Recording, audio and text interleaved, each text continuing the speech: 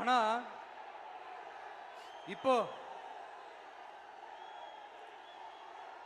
அவர் ஆரம்பிச்ச அந்த கட்சியை, எம்ஜிஆர் அவர்கள் ஆரம்பிச்ச அந்த கட்சியை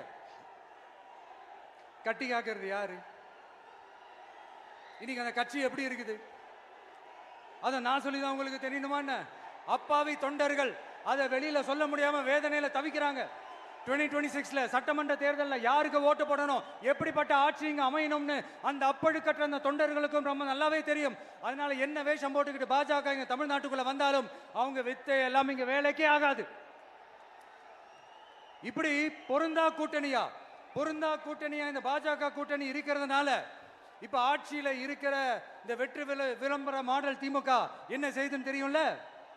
பாஜகவோட உள்ளுக்குள்ள ஒரு உறவை ஒன்று வச்சுக்கிட்டு வெளியில எதிர்க்கிற மாதிரி ஒரு டிராமா ஒன்று பண்ணிக்கிட்டு, எதிர்கட்சியா இருந்தா போங்க மோடின்னு பலூன் விடுறது, ஆளுங்கட்சியா இருந்தா வாங்க மோடின்னு கொடை பிடிச்சுக்கிட்டு கும்பிடு போடுறது.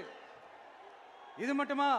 ஒரு ரைடுன்னு ஒன்று வந்துட்டா போதும், இது வரைக்கும் போகவே போகாத ஒரு மீட்டிங், அதை காரணம் காட்டி டெல்லிக்கு போறது, அங்க ஒரு சீக்கிரட் மீட்டிங் நடத்துறது.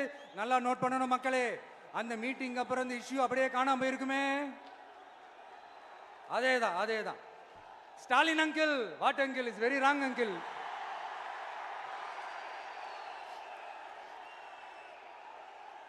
இப்படி தமிழ்நாட்டில் இப்ப நடக்கிற இந்த ஆட்சியினுடைய லட்சணத்தை பார்த்துக்கிட்டு நாம எப்படி சும்மா இருக்க முடியும்? ஒரு தவறு செய்தால், அதை தெரிந்து செய்தால், அவர் கபட நாடக மு.க. ஸ்டாலின் அங்கிளாகவே இருந்தாலும், அங்கிள் உங்களுக்கு மனசாட்சின்னு ஒன்று இருந்துச்சுன்னா நாங்க கேட்கிற கேள்விகளுக்கு மட்டும் கொஞ்சம் பதில் சொல்லுங்க அங்கிள். நீங்க நடத்துற இந்த ஆட்சியில நேர்மை இருக்கா? நியாயம் இருக்கா? ஊழல் இல்லாம இருக்கா? சட்டம் ஒழுங்கு சரியா இருக்கா? பெண்களுக்கு பாதுகாப்பு இருக்கா? பொதுமக்களுக்கு பாதுகாப்பு இருக்கா? இயற்கை வளங்களுக்கு பாதுகாப்பு இருக்கா? சொல்லுங்க மை டியர் அங்கிள், சொல்லுங்க.